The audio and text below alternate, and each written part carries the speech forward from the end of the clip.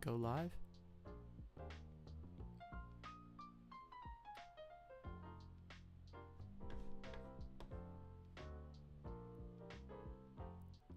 Am I live now?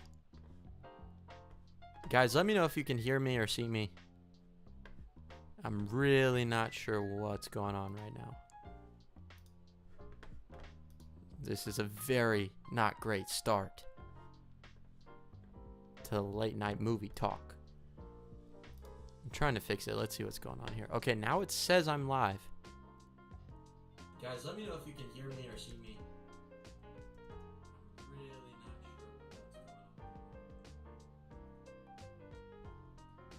I'm really not sure what's going on. This is a very not great start to late night movie talk. I'm trying to fix it. Let's see what's going on. Okay, so it looks like I'm live. There might be a delay, but I mean that's better than nothing. So let's just roll with it. Sorry for the troubles at the very beginning. This is not very smooth. But hey, I would expect nothing less from me. How's everybody doing? How's it going? I see there's a few people in here already. Thank you guys so much for joining. Hope to see more people roll in soon. In fact, I'm going to go ahead. I'm going to post a link over on Instagram just to get people to join in who haven't already. I like to post a little reminder. Let's see. I would expect nothing less from me. Okay, so it seems to be working. It seems to be working. All right, let's go over to Instagram real quick. I kid you not. I'm going to be taking a lot of sips of water throughout this stream because it doesn't take much for my throat to dry out. And then I'll sound like a, I don't know, like a robot. Like a robot going through adolescence. Okay, let's go ahead and post a link here.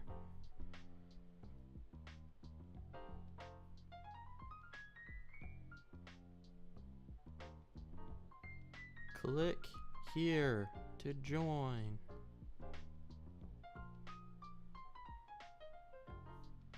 Click here to join.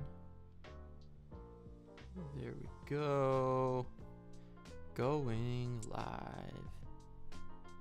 It's been so long since I've done this, I'm really rusty. Which is the exact reason I should do it more. What's up? Okay. All right. Let's get things rolling. Off to a rough start. No reason we can't pick it up from here, right? I see we've got The View with Drew in here, Network 98, Nathan Holton, and Lucas. What's up, everybody? Thank you guys so much for joining. I really appreciate it, as always. Yeah, this is a live Q&A. Feel free to ask me anything you want, whether it's movie-related or not, and I'll try to give my best answer. So spam your comments down in the chat. Leave a like on the stream if you haven't already to help the algorithm and whatnot. But we're going to get this rolling. We're probably going to go for about an hour and a half. We'll see where the discussion takes us. But The View with Drew says, hey, everyone, what's up? What's up, Drew? I hope you're doing well. Network 98, do you remember me? Yes, of course I remember you. You were always in my live streams before when I was doing them consistently. It was almost never a stream that you missed. So I appreciate you stopping by once again. I hope you're doing well. Nathan Holton says, thoughts on Jake Paul KO? Did Jake Paul have a fight tonight? Was there a Jake Paul fight tonight? You can already hear my throat is getting scratchy. I did not know there was a Jake Paul fight tonight. Who did he even fight? I open Instagram and the first thing is Jake Paul wins via first round knockout.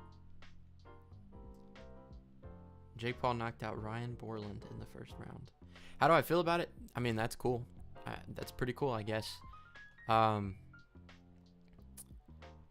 Yeah, when it comes to boxing, I'm not like a boxing super fan, but I do get into it quite a bit. I try to keep up with it. I haven't as much this year so far, but Jake Paul is one of those that obviously I grew up watching him on YouTube. His daily vlogs, they were catered to kids like me at that time, and then his transition over to YouTube and all the stuff that happened there, and then ultimately becoming a boxer. I've kind of just rooted for him all the way through. I know he gets a lot of crap. A lot of people hate the guy, which is understandable. I'm not going to judge anybody who doesn't like him, but when it comes to the statements that Jake Paul is ruining boxing and all that stuff, I think that's a little too far. I mean, in terms of pay-per-view sales and just bringing excitement back into the sport, there hasn't been this much attention in the boxing world in a while since Jake Paul started boxing. His competition hasn't been great thus far, but I mean, everybody's got to start somewhere, right? And so he's getting what's coming to him, and he's handling them, putting them away pretty easy. So, I mean, yeah, I hope to see him do well. His brother Logan's in the WWE. That's insane to me. But yeah, I guess that's pretty cool. Another Jake Paul knockout to add to his resume. Lucas says, what's up, bro? What's up, Lucas? Thank you so much for joining. Network 98 says, do you watch NFL related content, and thoughts on Dune 2? So Dune 2, loved it. Definitely my favorite movie of the year thus far, but I mean, it's March, and what do we have to choose from so far? But I can see it being one of my favorites by the end of the year. I just rewatched it again today, actually. My thoughts are all the same from the first time I watched it, except for I would say I like it even more. Yeah, big fan of that. I actually have a review on my channel if you want to check that out. And do I watch any NFL related content? I mean, I keep up with the NFL during the regular season and into the playoffs. Obviously, I'm a Cleveland Browns fan, so I can't say that there's a ton of excitement that I get from watching the NFL, but the past couple years haven't been too bad. We've just gotten to the playoffs and not been able to get past the first round. Yeah, big Browns fan. Joe Flacco came in and saved our butts big time, but then folded in the playoffs. I was definitely hoping for a lot more in the playoffs, but yeah, I keep up with the NFL somewhat. I'm not super into it when it comes to the fantasy element and stuff like that, because I don't know, I feel like I can't keep track of time, and I never have enough time to log in and update my fantasy team every week. I've tried in the past, and I'm just the worst at keeping up with it. But yeah, I enjoy the NFL quite a bit. 123 Rock fan. Hey, Jaren. Hey, man. What's up? Thank you so much for joining. Another regular in these streams when I did them a lot before.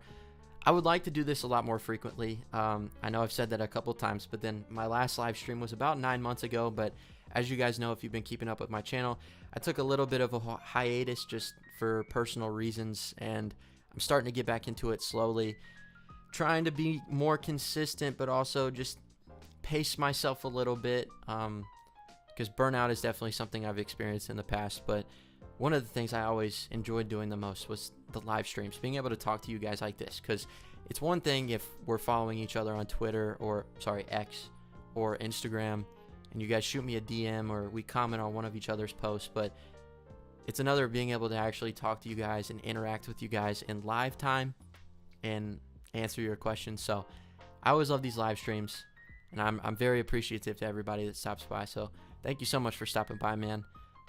Network 98 says, I can't stop thinking about this, but would you watch a biography movie about quarterback Kirk Cousins? I mean, yeah, I would watch one.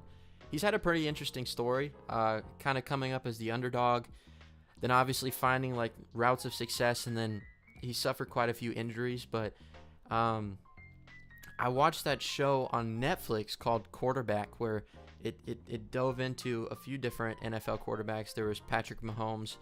There was it Marcus Mariota, Kirk Cousins, and then I feel like there was another one, but I can't remember the other one that they focused on in that show. But one thing I picked up on when it came to Kirk Cousins is he just seems like a genuinely good dude. Like outside of the NFL, I know there's memes of the guy. There's a lot of conversation around him in the league about being cocky and just very arrogant and full of himself. I don't think that's who he is. And I think especially in the last few years, he's really he seems to have been humbled a bit, and I'm sure his injuries have played a part into that. But he seems like a good guy, a family man, a good person to look up to, a good role model, good example. So yeah, I'd be interesting to see if he's got an interesting enough like backstory origin before he came into the NFL. It'd be interesting to see that in a movie. I mean, they've done it in the past, so that would be pretty cool. But yeah, I'm trying to think. They've done movies like Invincible with Mark Wahlberg. There was another one a couple years ago. Zachary Levi. Was it American Underdog? That was another one that was pretty good. So yeah, I could see that working, but I don't know how interesting the story would be in comparison to those. 123 Rock Fan says, used to be regular when you regularly did live streams. Yep, that's what I was talking about. I appreciate you stopping by again. I remember your face. I remember your name. Sully Streams, what's up, man? Thank you so much for joining. By the way, killing it on your channel recently. Love to see the growth. Love to see the content that you're putting out. He says, what's up, Jaren? What's one upcoming 2024 film you don't think enough people are hyped for, but you're really looking forward to? The one that comes to the top of my head is Longlegs. It's produced by Neon, which is one of my favorite studios right now. When it comes to original storytelling, there's a few that really stick out to me. A24 and Neon are at the top of that list. They just seem to let their filmmakers tell stories that they want to tell, that are original, that are wacky at times, and they don't put a lot of restriction on the storytelling, which I think is nice. Now, it can be a bit much at times, but I mean, I'd rather see visions that didn't work, but they were trying something new, than the same thing over and over again. But anyways, Neon is putting out a horror movie. I think it's coming out in July, which, let me look that up. It's called Longlegs. I'm going to read the synopsis for this movie. There are a few like short snippet trailers that are out right now for the movie, but none of it's really giving away too many details, which I kind of like that, because the way they're promoting it seems very mysterious, very eerie, and there could be some demonic possession involved, but it also seems like it might be like a serial killer movie. I'm not sure, but it comes out July 12th, directed by Oz Perkins. FBI agent Lee Harker is assigned to an unsolved serial killer case that takes an unexpected turn, revealing evidence of the cult. So yeah, like I said, kind of supernatural mixed with the serial killer vibe. The thing that gets me the most interested is that Nicolas Cage is attached to this project. Now, Micah Monroe is also in this, which obviously if you've seen It Follows, you know that she's a great actress. She's very qualified for this type of movie, but Nicolas Cage is Longlegs. I don't know if that means he's the serial killer. I don't know if that means he's a part of this cult that they're going to dive into. But there was a trailer that I watched for this movie to where it just showed some visuals on the screen. There wasn't a ton of dialogue. There wasn't any really massive story details in there. But at the end, you can hear his voice in the background. And it almost sounds like he's laughing and crying at the same time. Not really sure what's gonna happen with that, but Nicolas Cage, being the wacky guy that he is, attached to a serial killer movie produced by Neon, absolutely my sort of thing, and one that, yeah, I haven't heard a lot of conversation about it, but I definitely think it's one that people should keep on their radars. And folks, it is time for another water break, because my throat is already fried.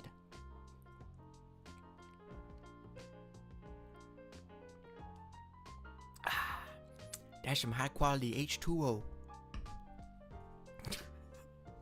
I can't take myself seriously. Okay, let's see here. Lucas says, how are you feeling about the Warriors this season? Currently watching the Lakers game. Go Dubs. Dub Nation for life. In terms of the season thus far, it's been kind of rough, man. Definitely didn't meet expectations for that first half. There's a lot of things that happened that I don't think anybody was expecting. I mean, Clay is coming off the bench now for the first time in his career. Draymond punched a guy and was sent to therapy.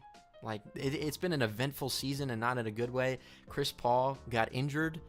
So, yeah, when it comes to the record and just the way we were playing in the first half, definitely rough. Definitely disappointing, to say the least. And it's kind of hard. It's hard when you can see that they have all the pieces in place, but they just don't know how to use them effectively yet. And bringing in Chris Paul and a couple of the other players, the chemistry is just missing there. But that said, They've won 13 of their last 16 games, and they're 8-0 on the road in their last 8 games on the road. So they're starting to pick it up a little bit. They're hitting a hot streak, and I like to see it. Curry's been consistently good. He has an off night every once in a while, but I mean, when you're having that crazy amount of output for that many games in a row, you're gonna have a day to where it falls off a little bit. But then we've got Jonathan Kuminga, who's really stepping up. Gary Payton II's coming back and really just showing out. I'm very curious to see how it's gonna play for the second half, because I mean, so far so good. We're working our way up those rankings. We're doing pretty good. It's unfortunate that you're a Lakers fan. I really liked you, man. I'm just kidding. But yeah, it was a rough start, but I'm hopeful. I'm hopeful for the rest of the season. Epic-tastic Joshua is in here. What's up, man? Thank you so much for joining. He's been a fan he might have been my longest tenured fan, if you can call him that. I feel like I remember Josh being in the chats of my videos from the time I posted my first video. So yeah, thank you so much for your support, man. I appreciate you always coming around and joining these and showing your support. It means a lot. Let's see. 123 Rock fan says, during Dune, I joked to myself, wow, Elvis has left the building. And afterwards, I realized dozens of people thought of the same joke too. LOL. Yeah, that's funny. I was just watching Austin Burke's review. Was it today? It might have been this morning or last night. And I think that's what he said when he was talking about Austin Butler's performance, which, I mean, that's expected. That's like an easy, that's low-hanging fruit right there. You just pull that off the tree. But yeah, it's true. I was really worried about Austin Butler, and very curious to see how he was going to do post Elvis, because before Elvis, he was kind of a no-name in the industry. Like, obviously, he showed up as, what was it, Tex in Once Upon a Time in Hollywood? One of the Rangers on the ranch. Before that, he was doing, like, Disney Channel and Nickelodeon. Like, not a lot of people had heard of him. I think he did a couple, maybe ABC Family sitcoms or something like that, but he definitely wasn't a big name. And then all of a sudden to be shot up into stardom playing such an iconic person and figure like Elvis, that's night and day. That's a big switch up right there. And I mean, he obviously embodied Elvis extremely well. He got critical acclaim. The movie was nominated for Best Picture, but all the stuff afterwards about like him being so method with the role that his voice was changed forever, and he still has all the mannerisms of Elvis. What was he going to do post Elvis? Is he ever going to be able to shake the persona? I would say he did. I would say it was extremely surprising, but very welcomed. Fade Routha is arguably one of the best on-screen villains we've gotten, at least in the past 20 years, maybe of all time. It's arguable that if he had more screen time in Dune 2, he would be the best, because he's just menacing, he's unrelenting, he just doesn't hold back at all. And it doesn't matter if he's like the main player in a scene or if he's just present in the background. He makes his presence felt, and I was a big fan of his performance. He's got another movie that's coming out this year in the summertime, either June or July, called Bike Riders, which has been postponed quite a few times. So I don't know what that says about the quality of the movie, but it also has Tom Hardy in it, a couple others. It looks good too. He's definitely like really playing into that bad boy persona. But yeah, Austin Butler, rooting for that guy right now. I hope he continues to do well. Zane Winder's in here. Hello, Jaren, and everyone. Hello, Zane. Thank you so much for stopping by.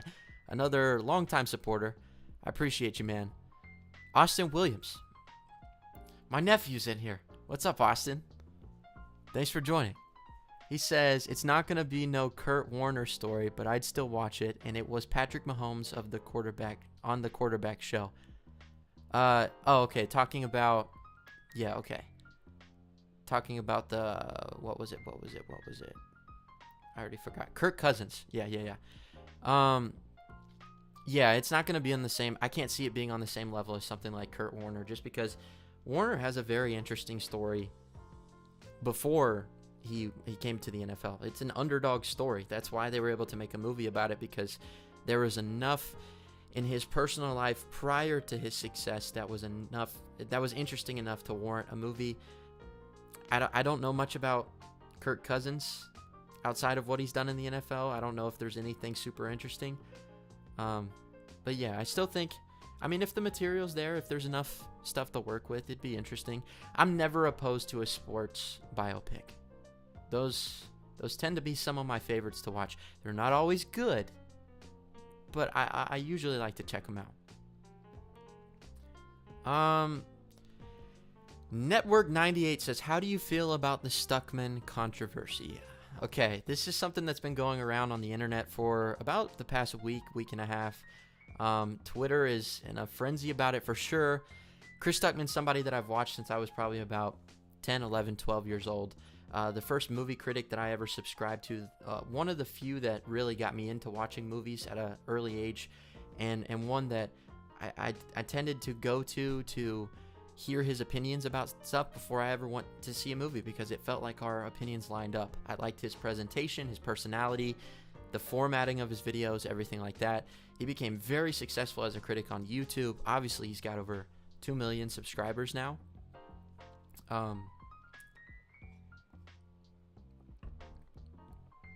But then I think a year or two ago, he made a switch up. He made an announcement saying that he is wanting to become a filmmaker. He's in the process of making his first feature film, which is Shelby Oaks, that's supposed to be coming out this year.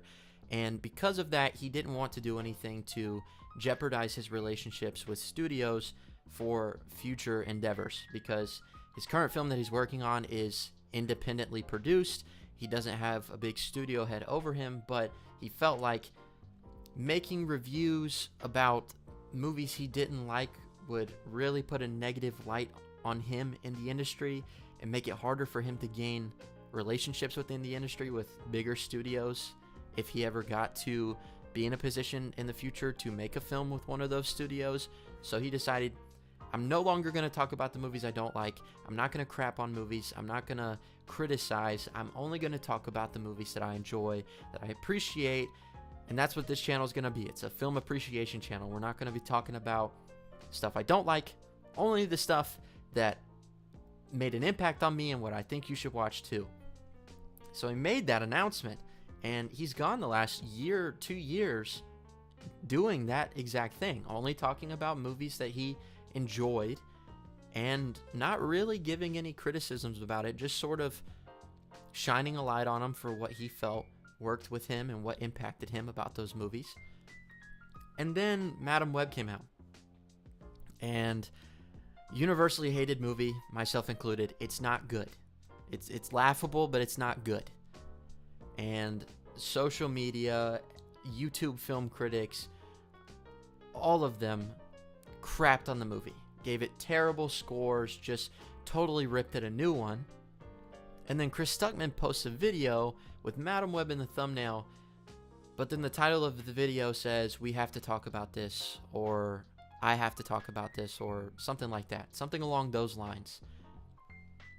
And the video itself is not a critique of Madam Web at all, but instead the film industry and studios having way too much supervision and way too much of an overbearing presence over filmmakers, and just kind of interfering with projects as a whole, and the way that films turn out a certain way because of that interference involved.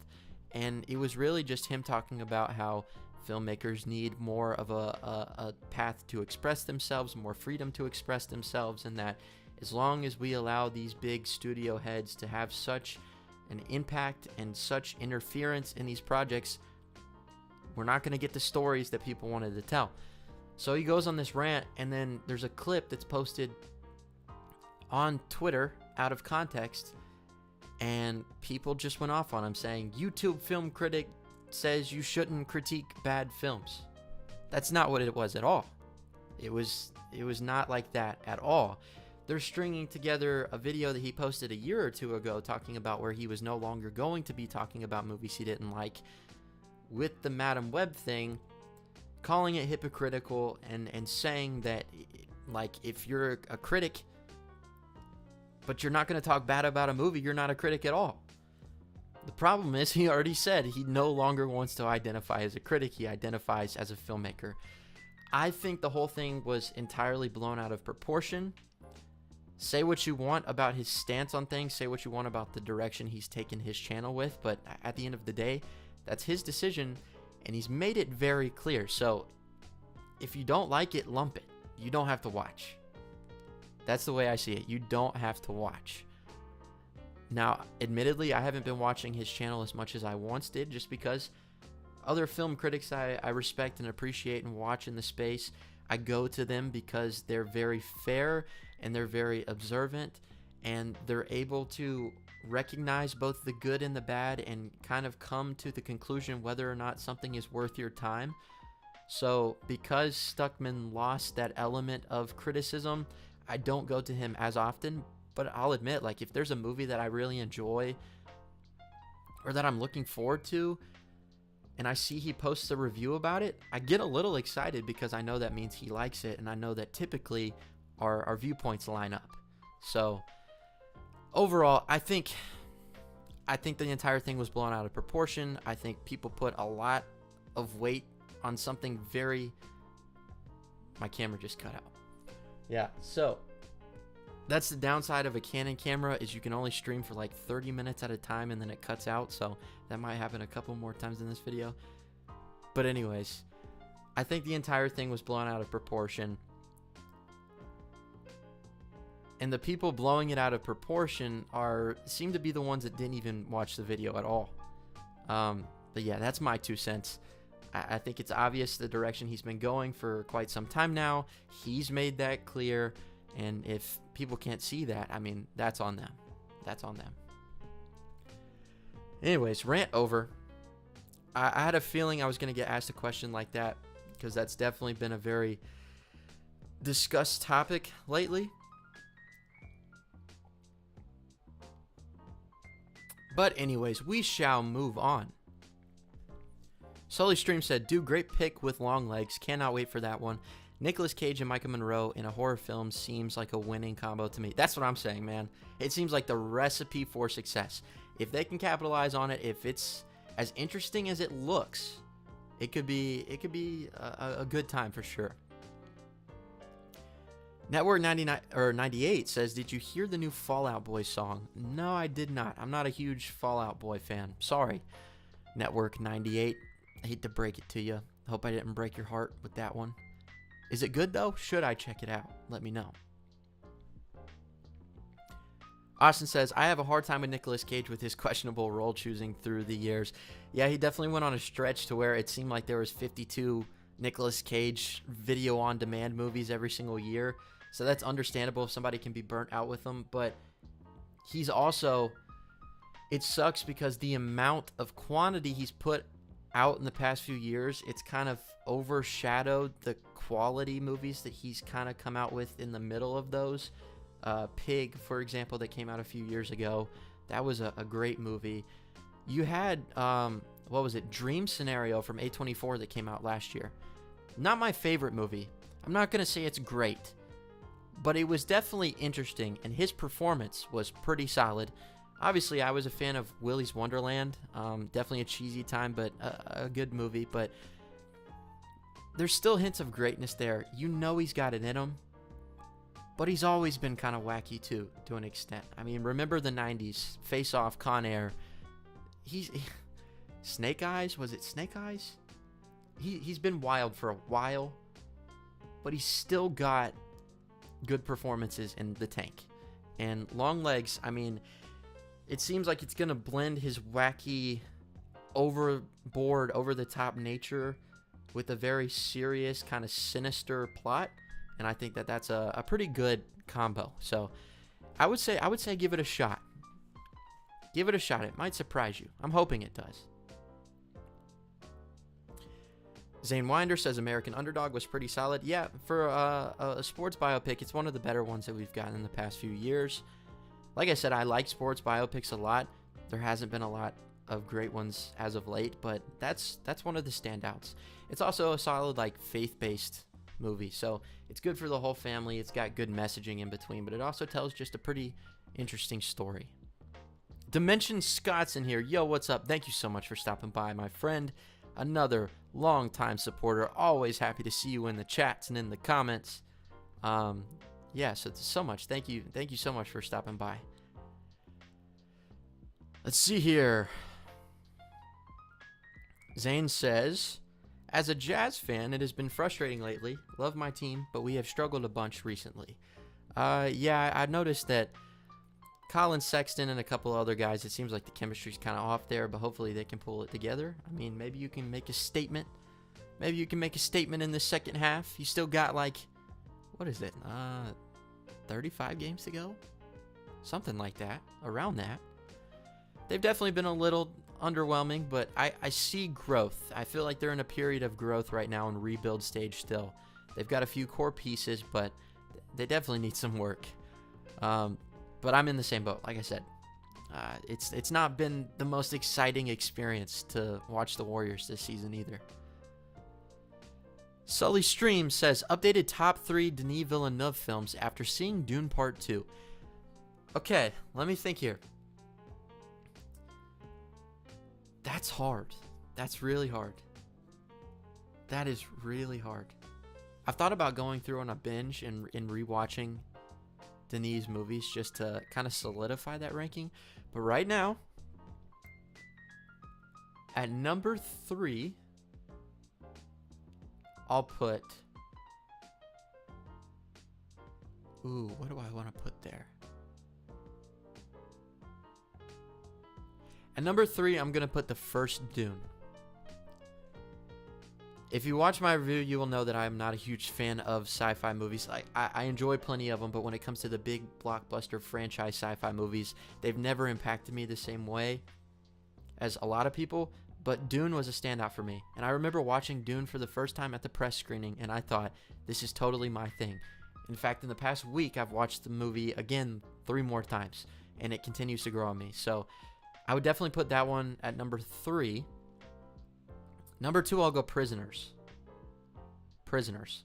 I love it when Denis explores more surface level, like crime, grounded thrillers. He's very, very successful when it comes to that.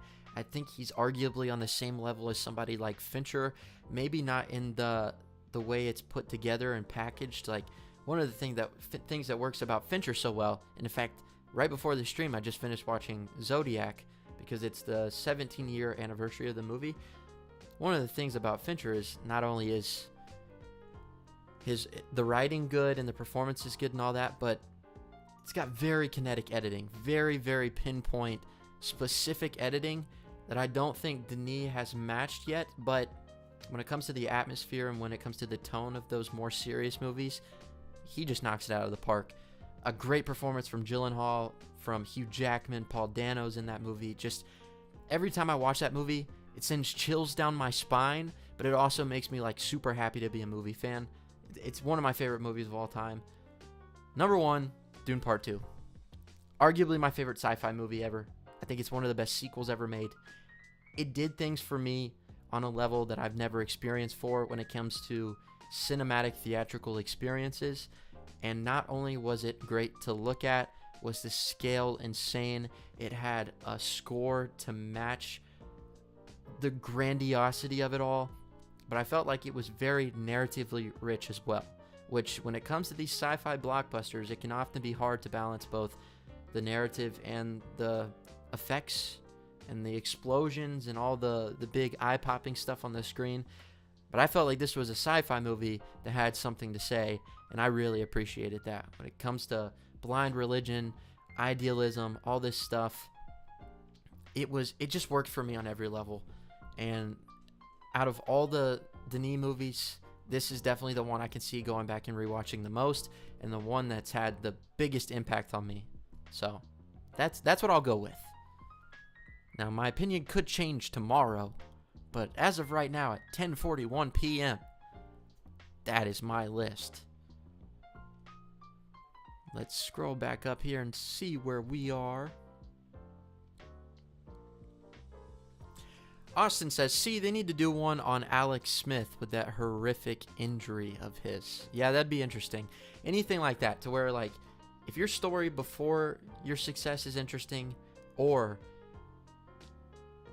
you're telling a story about somebody who is already successful and then they hit an all-time low. When something like that happens, they lose a loved one or they suffer a major injury or something like that, and then the story of them coming back from that and rising up again, like kind of the comeback story, not as much the underdog story, but the comeback story. Both of those work very effectively. I think that could be an interesting one. If you're gonna pick a NFL quarterback within the last 10 years, I'd say Alex Smith could be a decent one for sure. Obviously, there's gonna come a time to where there's a Tom Brady biopic. There's gonna come a time to where there's a Peyton Manning, maybe even Eli Manning biopic. There's the obvious ones that we know they're coming, but there are a few in there that maybe people wouldn't think about first thing that could make an interesting story as well. 123 Rock Fan says, but what's funny is that Chris was completely trashing the studios. It's the creators that he doesn't want to criticize. Yeah, that's an interesting take too. And maybe that's where the hypocritical thing comes into play. Maybe that's why people were calling him a hypocrite and had an issue with it, is because he started off saying, I'm not going to criticize movies anymore, which I know a big part of that is probably because of the filmmakers, and now being a filmmaker, he knows what goes into it. But the other half of that is he doesn't want to burn bridges. So it was kind of interesting to see that, like, yeah, he was crapping on the studio quite a bit. Maybe he just doesn't want to work with Sony. Maybe that's it. Maybe he's like, screw Sony. They made Madam Web and Morbius. I don't want my name attached to that. Who knows, though? But yeah, I can see where people would be conflicted with that. But at the same time, I still feel like the whole thing was blown out of proportion. That's my take on it. I really don't have much more to add other than he was a film critic. Now he makes film appreciation videos. He's a filmmaker, self-proclaimed. He's made that very obvious. At the end of the day, I think anybody should be able to make whatever they want on the internet. They should be able to express their opinions, and if it's different than a lot of other people, oh well. But for me personally, I watched the video and I thought that it was a pretty interesting critique. I didn't find any issue with it for the most part.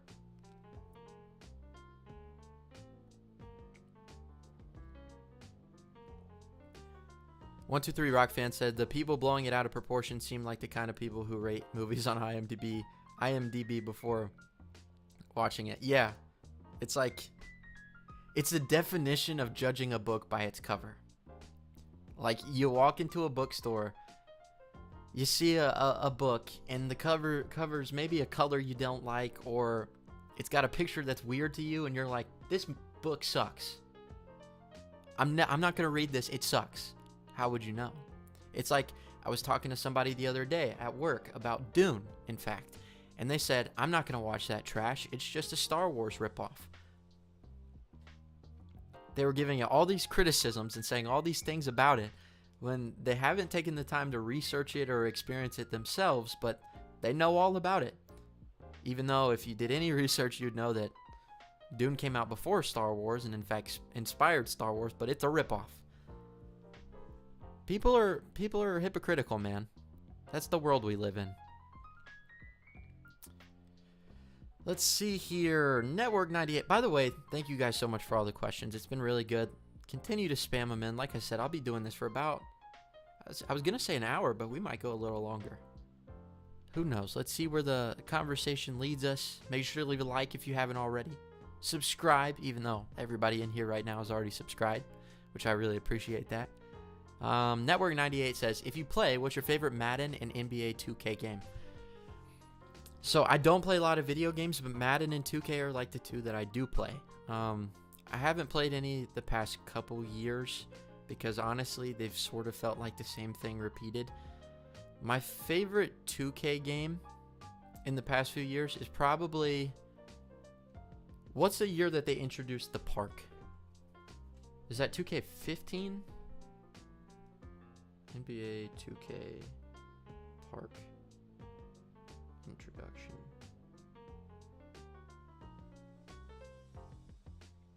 Yeah, 2K14. That's the one with LeBron on the cover doing the chalk thing. I love that game. I've played that one more than any of them. And then when it comes to Madden, I would say that the time that I was really into Madden the most, and when they had Ultimate Team and all that stuff, is I think Madden 16. Odell Beckham on the cover with the one-handed catch. I was definitely really into it then.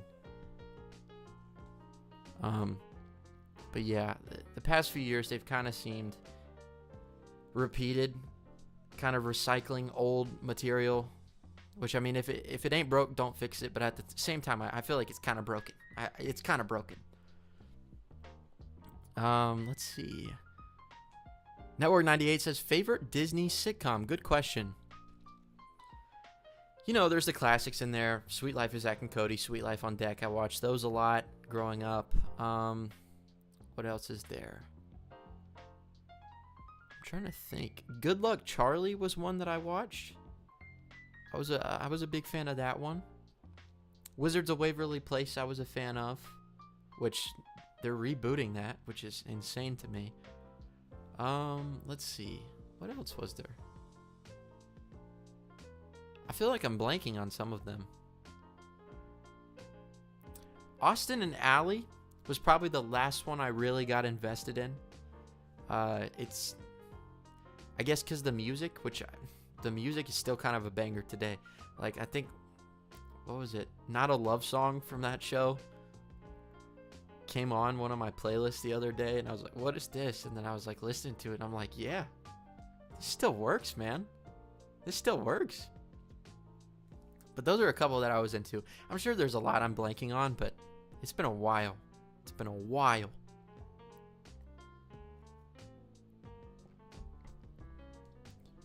What are y'all's favorite Disney sitcoms? Who here grew up on Disney sitcoms? What were your favorites? Let me know. 123 Rock Fan says, are you looking forward to Kung Fu Panda 4? I just rewatched 2 and 3 for the first time. Gary Oldman did an amazing job as the villain. So I remember loving the first one. And then I have vivid memories of seeing the second one in the theater because I was pretty young. What year did the second one come out? Let me look at it. Kung Fu Panda 2. 2011.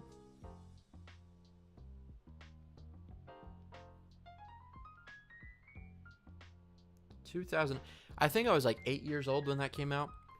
I remember I had just moved to Florida.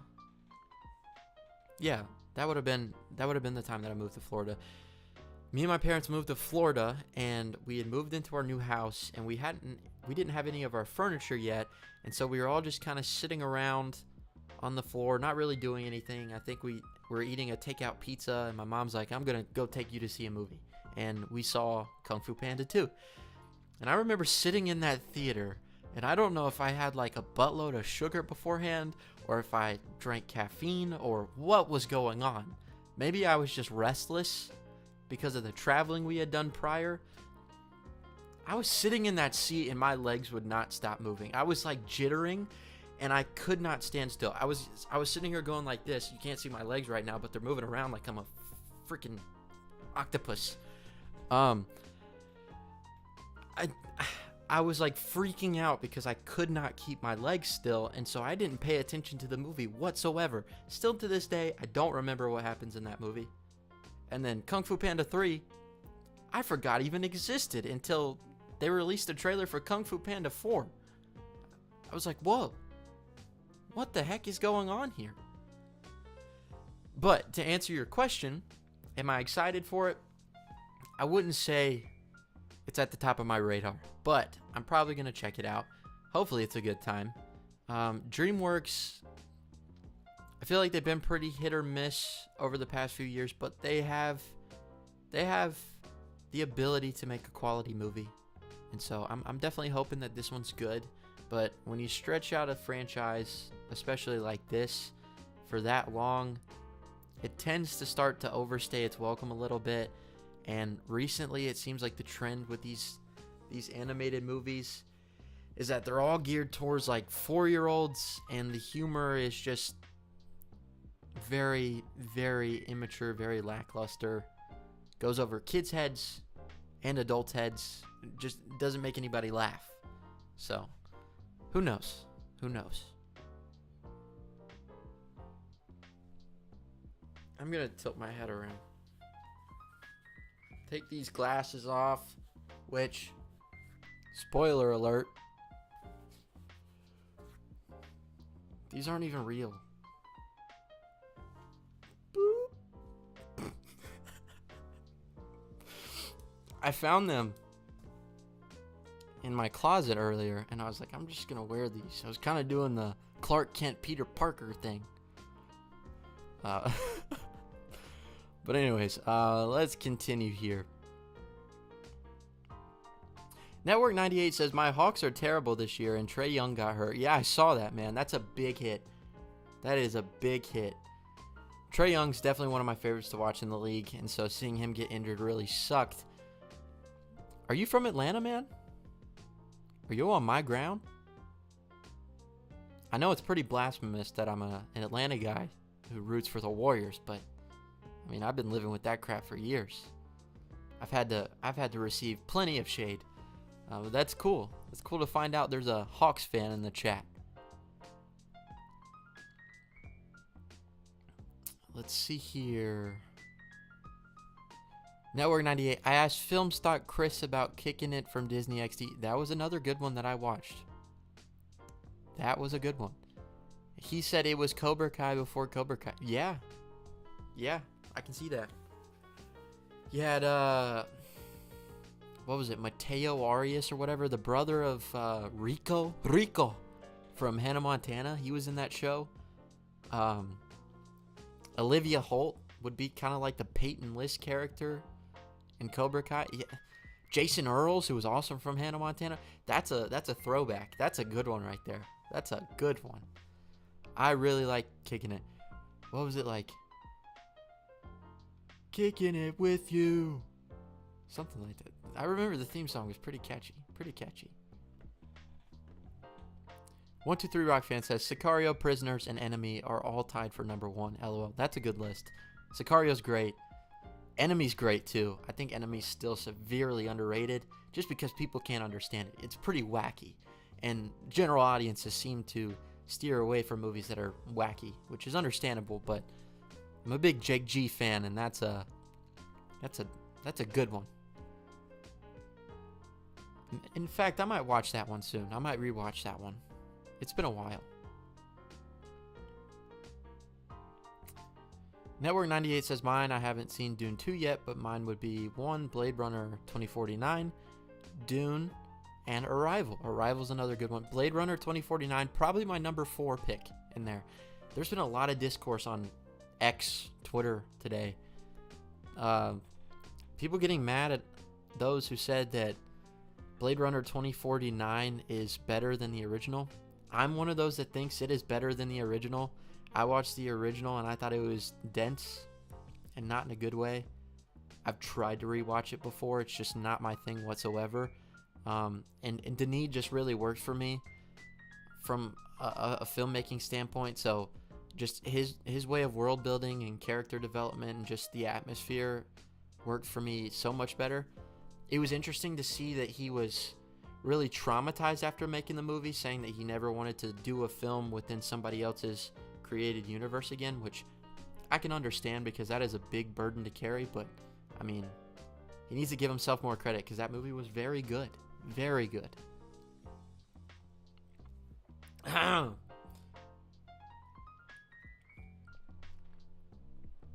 Golly.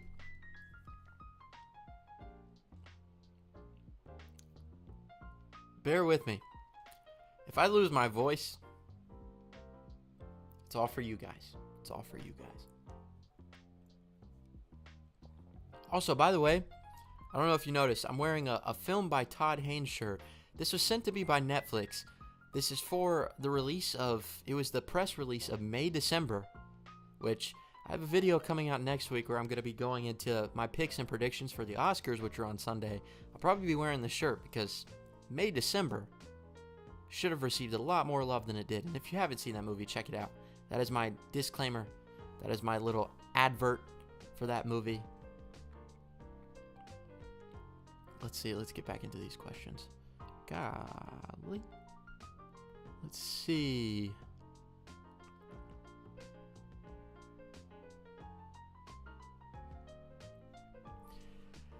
Austin says, do you approve of the remake of Roadhouse and the casting as for what they have released so far?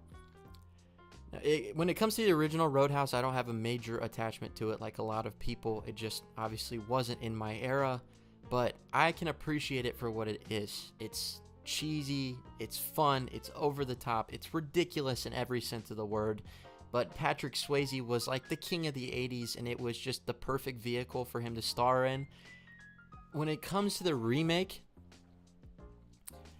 there's been a lot of controversy behind the movie just because they just came out with a report recently saying that in the midst of the strike, they were using AI to auto-generate these actors' voices to sort of finish certain elements in the post-production side of things, which I don't think is cool at all. And unless the actors gave their consent, but at the same time, I feel like that's just cheating the system. And I don't like, I'm not a fan of AI whatsoever. I don't buy into artificial intelligence. I can see it doing more harm than good. And it's not because of the technology itself, but it's because of the people who have possession of this technology. But in terms of the movie itself, I'm not mad that it's getting a remake. I can see it working. Like, it's a pretty simple concept to remake. It's going to seem even more ridiculous to have something like that set in today's world. But, I mean, you got Jake Gyllenhaal attached, which is a much better casting than I ever thought they would get for a Roadhouse remake. I mean, Jake Gyllenhaal is an Oscar-nominated actor in a Roadhouse movie for Amazon Prime. They lucked out with that. But then you got Conor McGregor in there. I don't know how to feel about that. Who knows if he's going to be good. He's never been in a movie before. Post Malone's in it. If it's a cheesy, over-the-top, fun time that maybe has some better fight choreography, maybe has a few one-liners in there that are decent, I'll be fine with it. I'll be fine with it. I'm not like offended or super upset and infuriated that they're making a remake, because I just don't have the attachment to the original Roadhouse, but I'm not expecting it to be anything great either. Jake Gyllenhaal's career, man, has been so weird. Like I said, Oscar-nominated actor, working with some of the best directors in the industry, and then he does a Roadhouse remake straight to streaming with Doug Liman. What happened? I don't know if that's an agent issue. I don't know if he's just at a point in time to where he's wanting to expand his filmography and his reach a little bit. Who knows? But it's weird, man. We need Nightcrawler 2. Yeah, those are my opinions. I don't know how much that does for you, but oh well.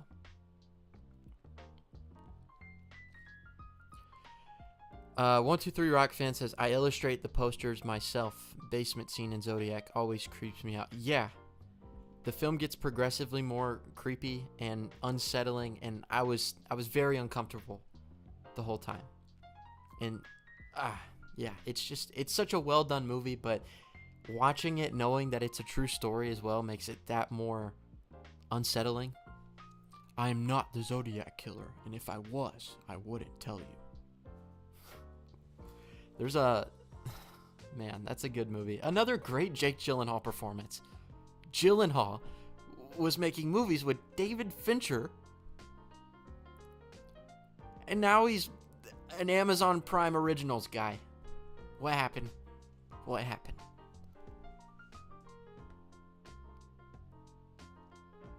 Sully says that's one of the best scenes ever. Yeah, absolutely.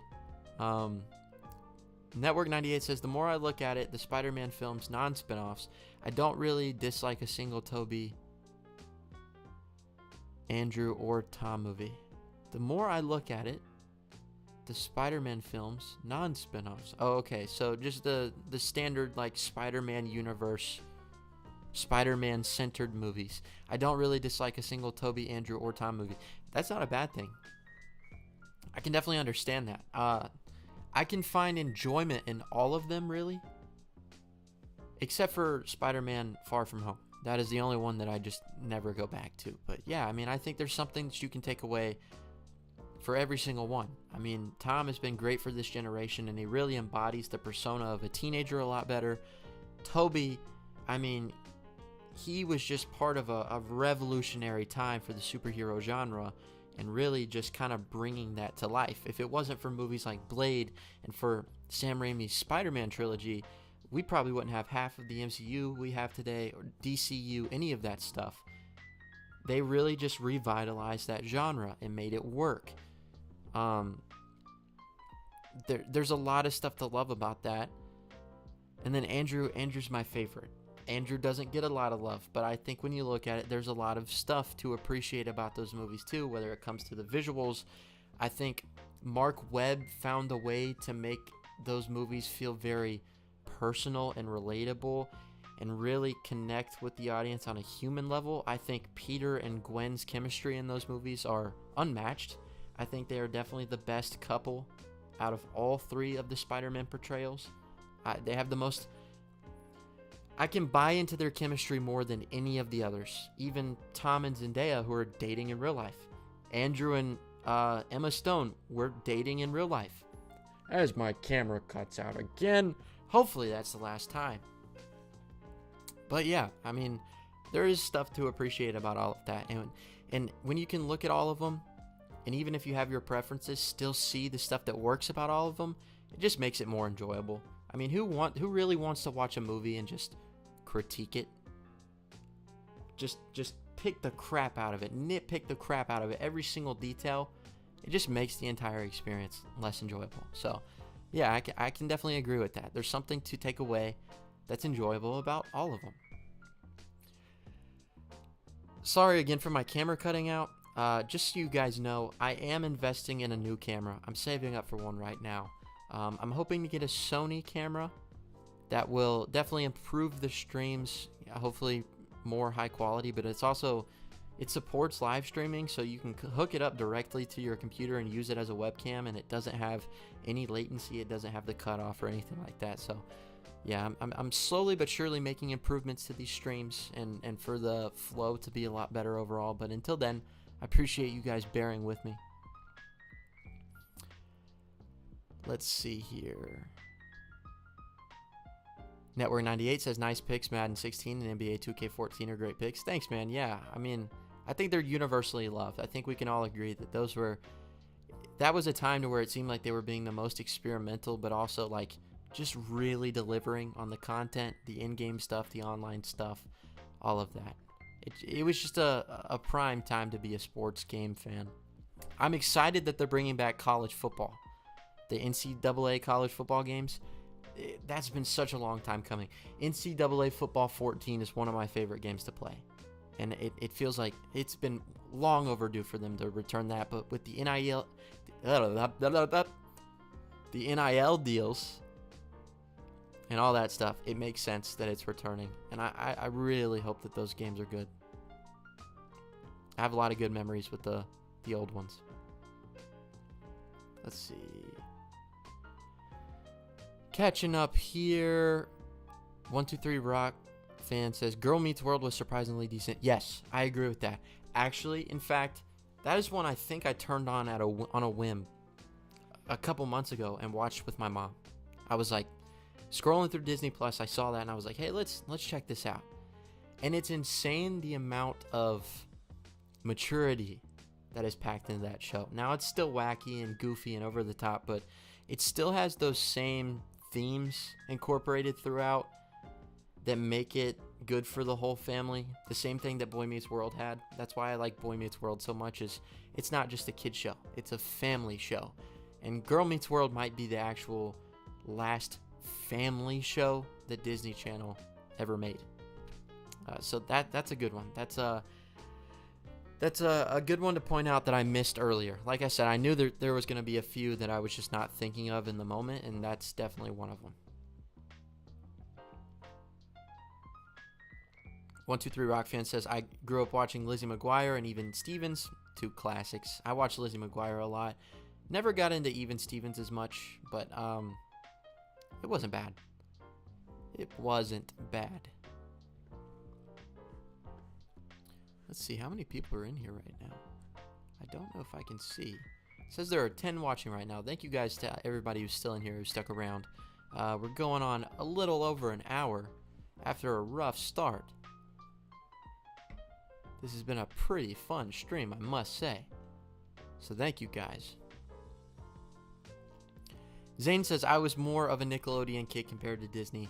Drake and Josh was my jam. Sucks, Drake Bell is a weirdo. Yeah, Drake Bell is definitely a weirdo. Definitely went off the deep end. Definitely possibly a sociopath. Yeah. I don't want to mess with that guy. Seems cuckoo. But yeah, Drake and Josh was... Nickelodeon had Drake and Josh. They had iCarly. They had The Amanda Show. They had Victorious. Zoe 101. They were much more like sort of the edgy kid show channel. Like you could go over there and kind of watch some humor that... It just felt like you were getting away with something when you watched that.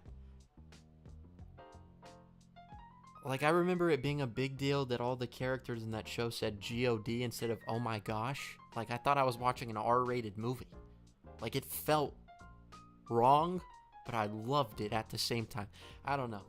It just sucks, too, that the creator of all those shows is also a weirdo.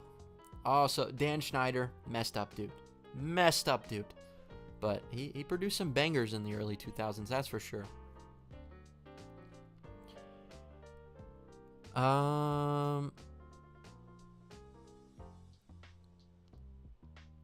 Austin Williams says, don't forget to tell them you were a Bucks fan back in the day. Bucks? Milwaukee Bucks? Oh, you added a K at the end. I was confused. You're probably talking about, yeah, I used to be a Tampa Bay Buccaneers fan. To be fair, I knew nothing about football at the time, and I lived in Tampa. But, yeah. I've definitely been... I was also a Falcons fan, I'll admit. But then I hated the way that the ownership ran that team. It felt like they made every bad decision in the book. And it seemed like year by year they were not doing anything to improve. And I was like, you know what? If I'm going to root for a team that sucks, I might as well root for an underdog. Plus, I have the excuse to have my family's from Ohio, so I kind of use that to back up my... kind of use it as a defense to why I'm a Cleveland fan, but I really do love the organization there. I love the teammates. I love the coaching staff, the owners. They seem to want to be doing things to improve every year. And I mean, it's fun to watch them. It seems like they constantly exceed expectations, at least over the past few years, and then people get so hyped up on them and say, they're going to go all the way this year. They're going to do it. And then they get knocked out first round. But yeah, I was a Bucks fan. You can expose me. I'm exposing myself. Thank you. Wait, that sounds wrong. I don't mean I'm exposing the fact that I used to be a Bucks fan. Don't take that the wrong way. Don't take that the wrong way.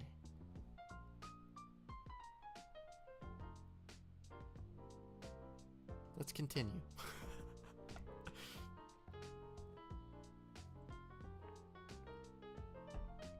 Network 98. I'm from Georgia, born in Canton.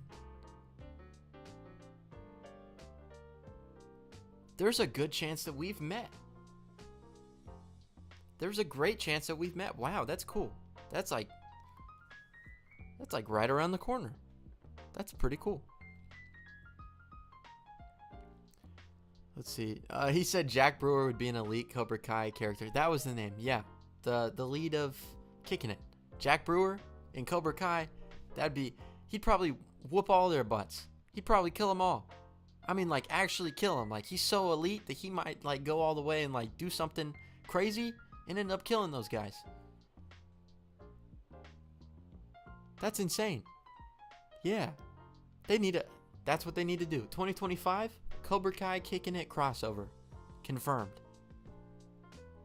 If they don't make it happen, I say we pitch in and we make it happen.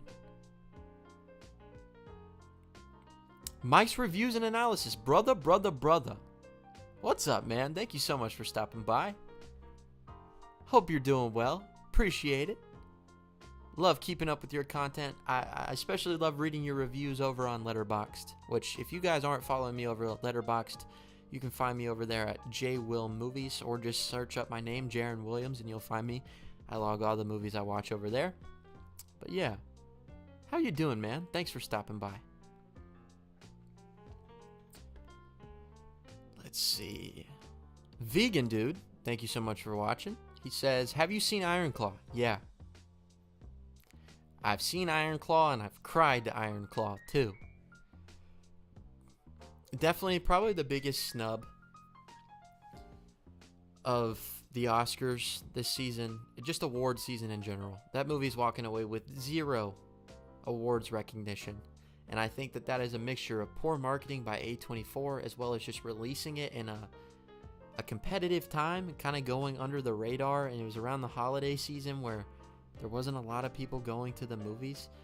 But I mean, talking about great performances, Zac Efron gives the best performance of his career. Jeremy Allen White, which I'm a big fan of him from The Bear, gives a great performance. It's a tragic story. One that I don't want to dive into just in case there's anybody who happens to watch this stream that has not seen the movie. But all I'll say is I went into the movie knowing absolutely nothing, and I think that's the best way to do it. Because at the end, my heart was ripped to pieces. Heartbreaking.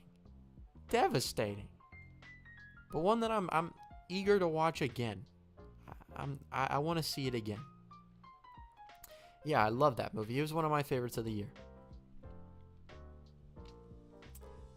Peyton List was on Jessie as well. Yeah, that's where I first saw her. Which Jessie's another show I watched. Going back to the Disney sitcoms. There's another one to add to the list for you. Jessie was a great show. Well, it was for a little bit. But yeah, Peyton List playing the stuck-up. I said that was the first place I saw her, but I think the first place I saw her was actually in the Diary of a Wimpy Kid movies. You guys remember? I think she came in on Roderick Rules. I think that's the first place I saw her. But yeah. Mike's Reviews and Analysis says, yo, how do you get on Netflix's press list? So I'm trying to think.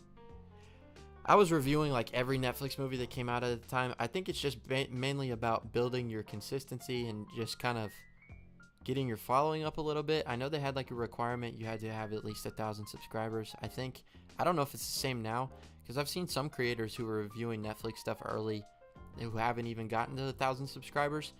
But there was somebody I contacted, and you fill out a application form. It's been a long time because I don't even request stuff early for Netflix anymore. But the other thing that helped me out was typically every state that you're in has a critics group or a few critics groups. And so when I applied to those, I was immediately put on the list for a bunch of other like streaming services as well. So when it comes to award season, like Netflix will send me a bunch of packages. Like I'll show up to my house after work and I'll have like at my door like 6 packages stacked high, and they've got like books and water bottles. Like I think Naiad sent me a swimming cap and a water bottle for their promotional material. I got a Tick Tick Boom sweatshirt a few years ago. I got this t-shirt. They send you stuff like that. And I don't know if that's mainly because I got on their press list exclusively or because I was a part of a critics group within my state. So if you're not yet a part of a critics group, I would say look into it. See who you can contact in your area. Try to get on a list, and then you should automatically be put in the loop for those other things as well, from Netflix, Hulu, Paramount, Amazon, all that stuff. So there's a couple routes that you can go about it, but for me, I would definitely recommend going the critics group route. I feel like that's going to be a lot more streamlined and a lot just easier to navigate. Network 98, do you watch Dancing with the Stars? No, I do not. Not a fan of celebrities flaunting around on a dance floor shaking their stuff. You know? 123 Rock fan says, God, Iron Claw left me physically shaking when it ended. Completely unexpected because I thought it was going to be more of a standard biopic. Yeah, like I said, I didn't know what direction it was going to take. But I mean, that last line, "We'll be your brother's dad," absolutely destroyed me. Destroyed me.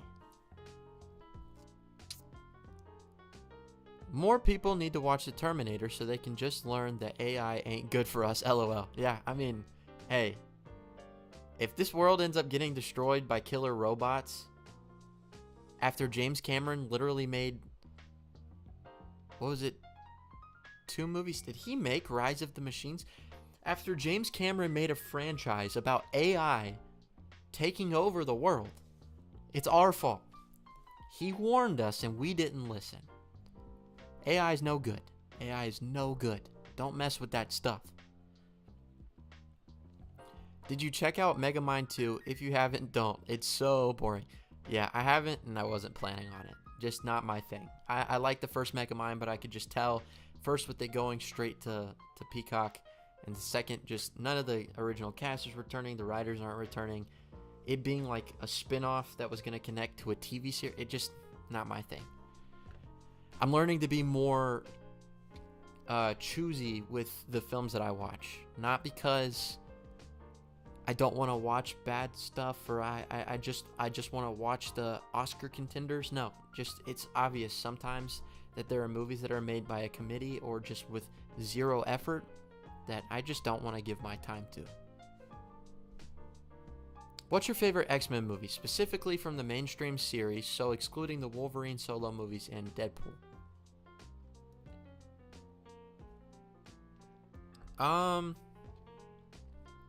I would probably have to go with either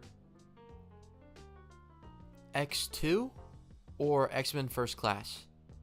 I feel like X2 for the time was just top tier, and then First Class, Matthew Vaughn. What Matthew Vaughn was able to do, that kind of making it like a 60s style spy-esque movie, espionage movie.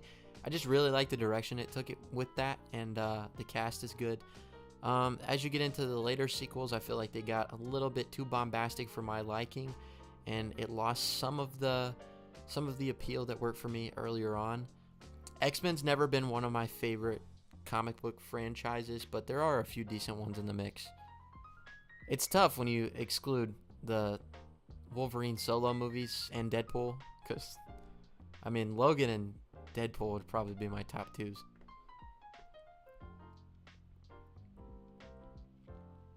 Let's see. Sydney Sweeney had a guest star appearance on Kickin' It. I noticed on Disney Plus. I did not know that. Huh. That's interesting.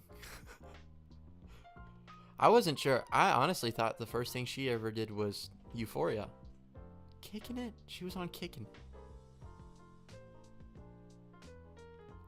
You learn something new every day.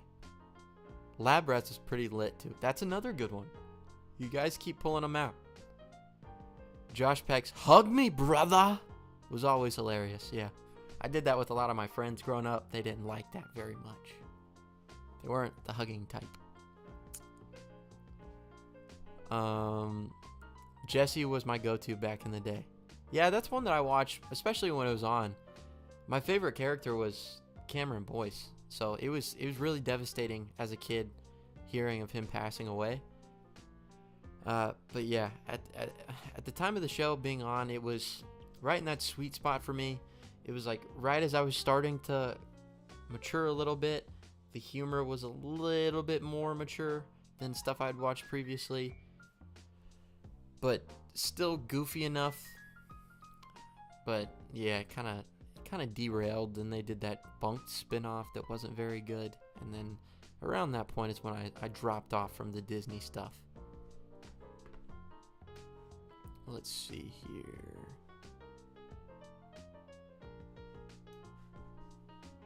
Okay, guys, so we've been going for about an hour and 18 minutes. I'll probably go for 10-15 more minutes, and then we'll call it quits on this. But again, thank you guys so much to everybody who has stopped by and has joined and asked questions, participated in the chat. I really appreciate you guys. It's awesome being able to chat with you guys like this. Yeah, it means a lot, and I hope to do more of these more often. And as time goes on, I'm gonna continue to get better with just the formatting of it all.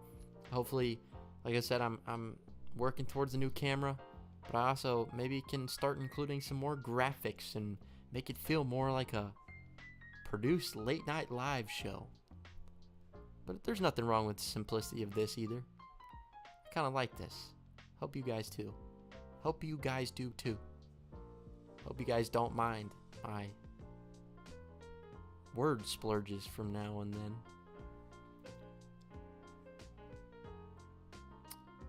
Let's see. Austin Butler lives in my city, and I've seen him in public numerous times, but I'm too nervous to say hi. LOL. As somebody who's met up with Austin a few times and chatted with him over social media and stuff like that, I will say, out of all the people in this space, he is the one you should worry the least about going up to. Like, one thing I can say about Austin is the person he is in his videos is exactly who he is in real life. He's extremely personable, very respectful, very fun to be around, and just, you talk to him and you feel like you're talking to somebody who you've known your whole life. Like, I remember going to the screening of No Time to Die in 2021. Is that when that came out? And keep in mind, I live in Atlanta. So I show up to the theater and I'm going up the escalator and I'm signing in on the list. And next thing you know, I get a DM from Austin Burke saying, I think I'm behind you, or something like that. And I turn around and it's Austin Burke right there. So we got to watch the movie together and just talk, and we really hit it off. He's just a really nice guy, very easy to get along with and talk to. So if you're worried about him saying something or him not being nice or wondering how he would react, I would say just go for it. If you're around and you see him and it's not like an awkward situation, I don't think you have anything to be nervous about, trust me. Austin Burke is one of the few in the community that I can say is pretty authentic. There's not really any bad things you can say about him. When are we getting a Lab Rats and the Boys crossover? LOL. That would be interesting. That would be very interesting. Remember the truth or liar quote from Drake and Josh? Are you calling me a liar? Well, I ain't calling you a truther. Yeah. That's another one I used quite a bit. I was not funny. People probably hated to be around me because everything I watched, I went to school the next day or wherever I was and just quoted it. It like became a part of my daily vocabulary. 123 Rock Fan says, I think Zac Efron deserved to win Best Actor.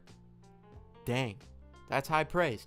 Now, I don't know if he would win, because, I mean, you still got the heavy hitters like Paul Giamatti and Cillian Murphy in there, but I have a soft spot for him, man.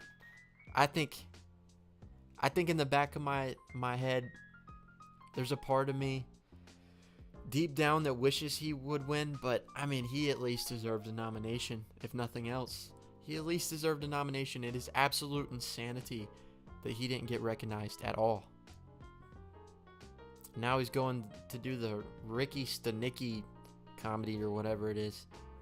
I hope that wasn't the last time we see him in a serious role like that. I hope the Iron Claw got him a little more exposure and maybe got the film world to take him more seriously as an actor, and he gets more opportunities to portray the more serious, down-to-earth characters. Otherwise, we're going to be stuck with Dirty Grandpa 2 and Dirty Grandpa Retirement Diaries, and I don't want to think about it.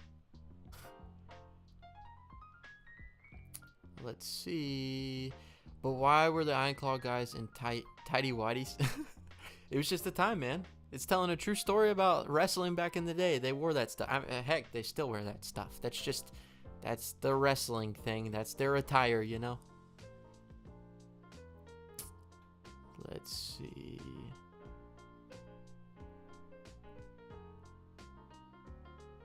123 Rock Fan says, I'm a freelance artist using traditional art, but my entire family is obsessed with AI art, and it annoys me so much. Haha. Hey, that's awesome, man. First off, like, if you want to, I know we're friends on Instagram. Send me your work. Or do you post it? I need to check it out. Anytime I meet an artist, I love to talk about their work and just check out their work, because that takes a lot of time and effort and skill to be able to do something like that. But yeah, I get what you're saying about AI. Like, it is very frustrating. People spend hours and hours and study this stuff to become good at it, and now AI comes around and can just spit something out with half the effort, half the detail, and absolutely zero heart in like 30 seconds, and people run with it. Like the MCU Secret Wars intro being completely done with AI.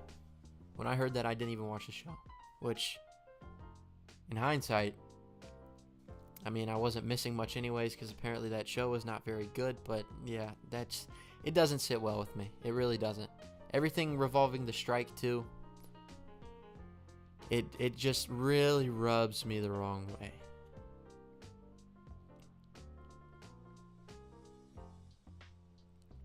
Mike's Reviews and Analysis says James Cameron is literally Paul Atreides. Holy crap. Yep. He had visions of the future, a dangerous future. He warned us about it, and we didn't listen. He was the Madib.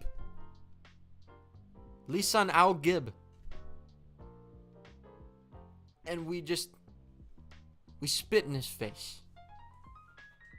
How dare we? It's our fault. Let's see. Mike says, Iron Claw was my favorite movie of last year. Riveted me. So you're the champion of the afterlife, huh? Yeah, there's so much that's like heartbreaking about that, but also so frustrating. I mean, when you watch it and everything with the dad, like, think if they had a different role model, a different influence growing up, somebody who like supported their interests, but also supported them making healthy habits and really just opening forms of communication, like the scene to where the son asked the mom, like, he says, we need to talk about this, and she's like, that's what your brothers are for. Like, they couldn't talk to their parents on that level. There's so much with the parenting that I felt influenced a lot of the stuff that happens later in the movie. Very frustrating. Very frustrating.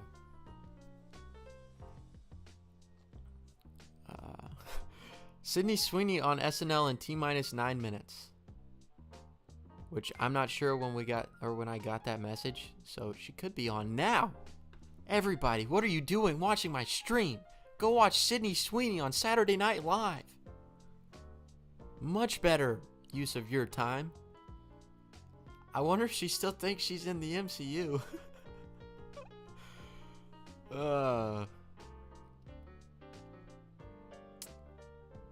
Remember Tim Tebow's One Magic Year in Denver? Absolutely. That's another one they can make a movie on. Tim Tebow is another prime example of somebody they can make a movie on. And they probably will. It'll probably be more like faith-based, like small budget studio movie, but I can see that. I can see that happening. Thoughts on Baja Blast? I'm gonna go down to the Taco Bell and get me a Baja Blast. I don't drink soda much anymore. I pretty much stick with water or coffee, but among my top ranks of soda, Baja Blast is probably in the top 5. The original Mountain Dew is in my top 3 for sure.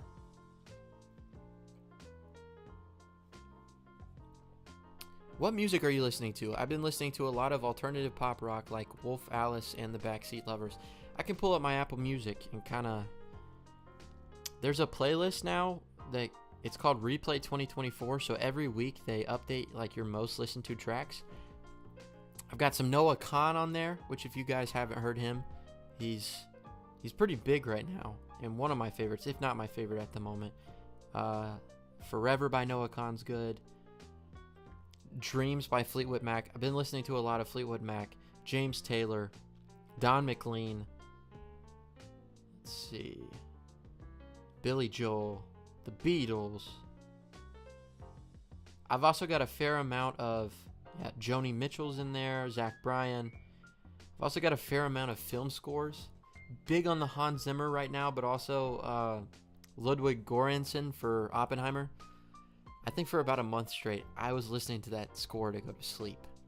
Like, that might be my top streamed artist of the year just because it's been my sleep sounds for every day for the last month. But then I also got some rap in there too. I kind of listened to all of it. Tyler Childers is a big one for sure. A lot of Drake, Jason Isbell, Dolly Parton, more Drake. Yeah, I have a pretty eclectic taste when it comes to music. I'd say country alternative is probably my favorite, but I listen to a lot of film scores and a lot of rap a lot, especially in the gym. Nothing really pumps me up as much as rap in the gym. I don't know what it is. It's the beat. It's got to be what it is. Let's see.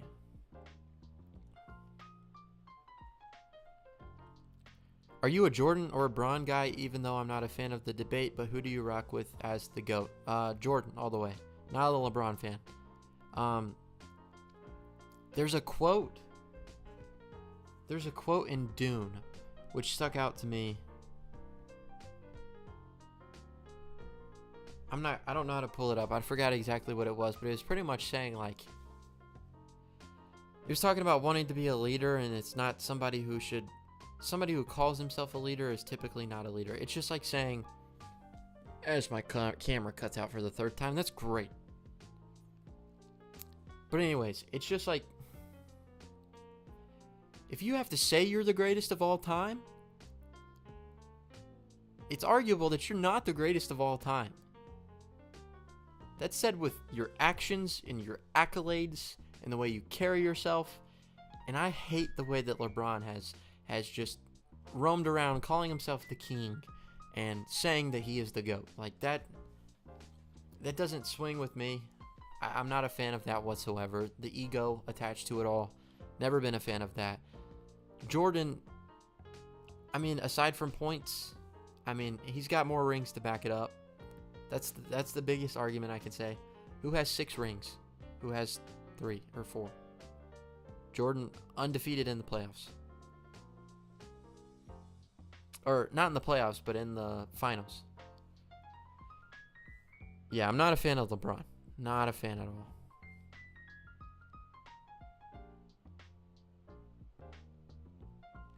Speaking on hometown celebs, if you know Alex Leba from here on YouTube, he lives in the same city as I do. Met him a couple months back, super sweet guy. I'd love to meet Alex. I've been watching him for quite a few times. I love what he's doing with the short films and all that stuff. He just seems very passionate, and he's completely himself all the time. His friends have become like characters within themselves in his videos that are very memorable. He's like creating his own Kevin Smith universe in real life, which is awesome. What do you think of Shake It Up? I watched that one too. Zendaya. That's it's still crazy to think that that's really where Zendaya got her big start. Shake It Up on Disney Channel. She's come a long way. She's come a long way. I am James Muad'Dib Cameron. Long live the resistance. I could totally see him saying that if he sees Dune. Yeah. Yeah. James Atreides. The dad ranking the kids right in front of them. Holy crap, that pissed me off. Yeah. Oh, okay, I know what you're talking about. I was thinking, is this like a video on the internet? But no, you're talking about Ironclaw. Yeah, that was interesting. Like, that's something like I've heard that question asked in real life, and people typically answer with, I love them all equally, because that's what you should say. You should love them all equally. But for him to just sit there at the dining room table and just put a number on them, it's sickening. Like, that father was sickening. For as much good as he did a lot more bad.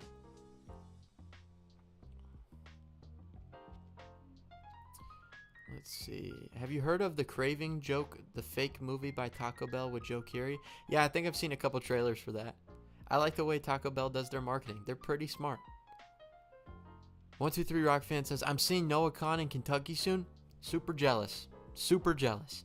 I wanted to see him when he came to Georgia, but tickets sold out really fast. So maybe one day. But I hope you have a blast, man. That's awesome. Man, you like some old school stuff. That's pretty cool. I like an eclectic mix, like I said. There's a lot of new school stuff that I'm not a fan of, but there's plenty that I also do like. I think Noah Khan is one of those that, even though he's new generation, like he's very transcendent when it comes to the type of music he makes. He makes music for all age groups, really. But yeah, I grew up on the oldies. I'm a big fan of the oldies too. Fleetwood Mac. Saw a tribute band for them back in November. Whoever they got to portray Stevie. Pretty good looking, huh? Yeah, Stevie Nicks is incredible. I'm a huge fan of Stevie Nicks. Fleetwood Mac is is a group that I wasn't really on board with until last year, but then I was listening to their music and I was like, man, they haven't put out a bad song. Dreams is good. There's The Chain. Really, that entire album. Let's see. I'll tell you my favorite Fleetwood Mac songs.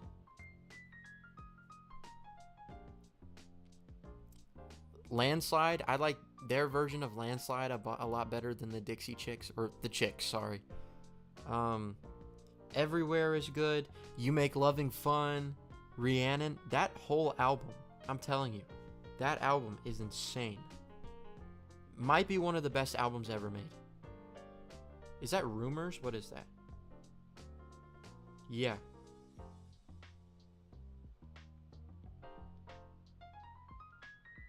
Go Your Own Way. That's hard to beat. That is hard to beat. I was in Tyler Childers' community college class, LOL. I'd always see him writing music in the library. Wow, you've got some pretty interesting... That's super cool. You got some interesting stories, man. There's a lot going on in Kentucky. Tyler Childers is one of my favorites. Like, I don't even know if you can call him a country artist because he just kind of transcends the genre. He's bluegrass, country. How would you even classify Tyler Childers? He's just so unique. I love his lyricism. I love the production value that goes into his music. The real, like, front porch picking. It works for me. It really works for me. You excited for March Madness? I'm a Duke fan, and Duke's not doing too terrible this year, so I'm curious to see how far they'll go in the tourney. But yeah, typically March Madness is pretty fun. I'll probably fill out a bracket here soon. I probably should have already. February kind of flew by.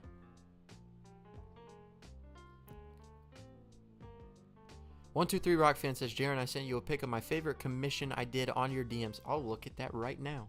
Let's pull that bad boy up. Let's see here. I'm not seeing a message.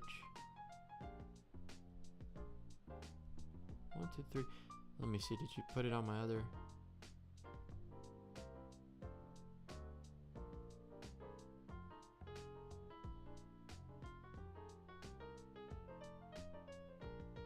Henry John.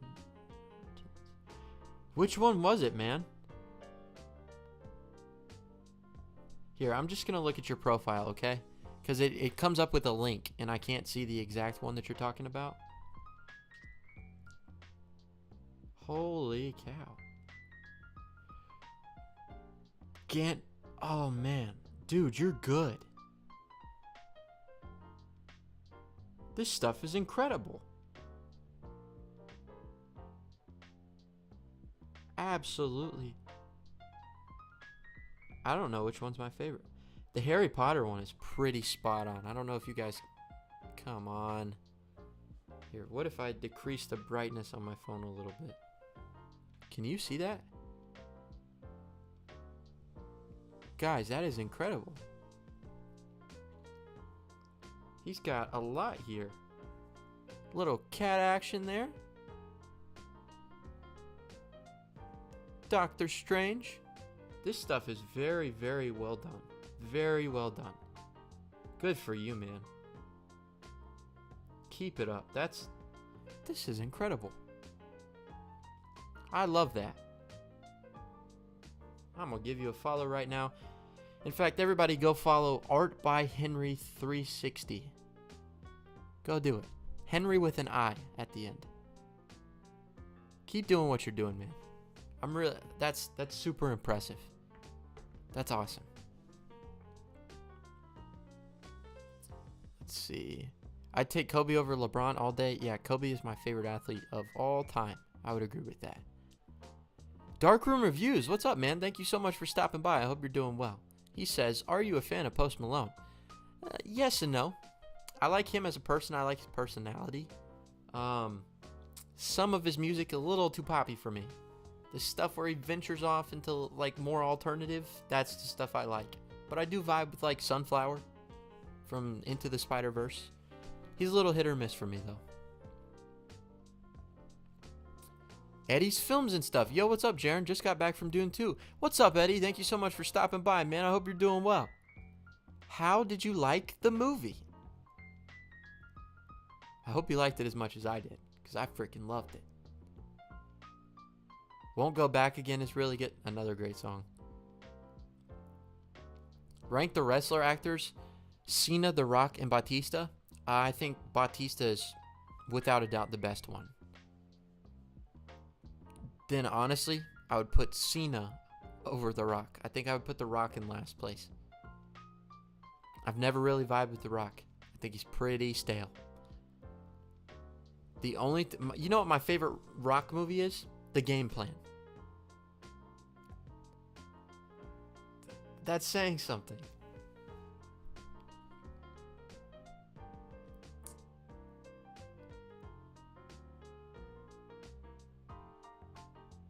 Mike, I saw your comment about rumors, and I thought you were saying it was bad. I didn't see the in the middle. Rumors is the shiznit. Yeah, it is. Might be one of my favorite songs of all time. 123 Rock fan says, thanks, man. I really appreciate that. Of course, man. Keep pursuing that. Seriously, don't give up on that. Yeah, I was very, very, very impressed.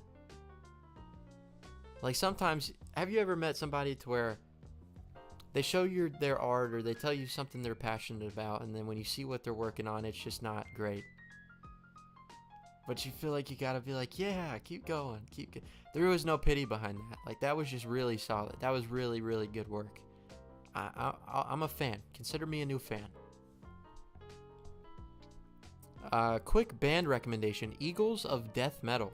One of my friends introduced me to them, and they are such an underrated band. They have an amazing cover of Careless Whisper. I'll have to check them out. Here, I'll add it right now, just so I don't forget. Let's see. What was it called? Eagles of Death Metal.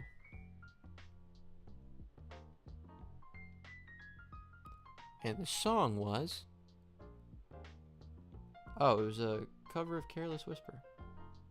Careless Whisper. Very... good song.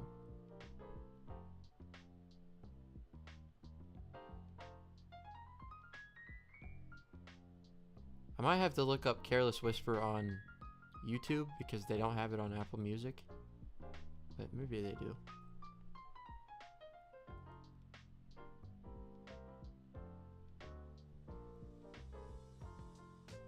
Yeah, they don't have it on Apple Music. Let them talk. Wait, that's Kesha. I don't like Kesha.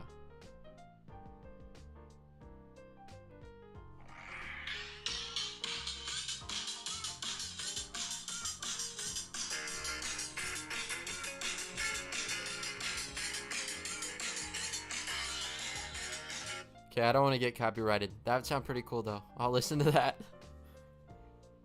I always like the music recommendations.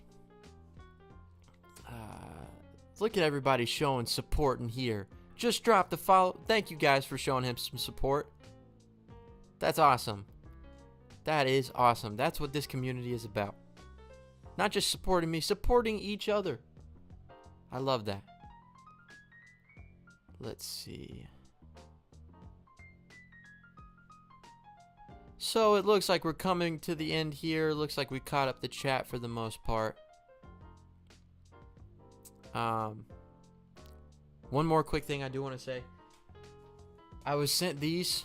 I need to do this so I don't forget. I was sent these by Warner Brothers. So we've got both Wonka on 4K and Contagion on 4K. These were sent to me.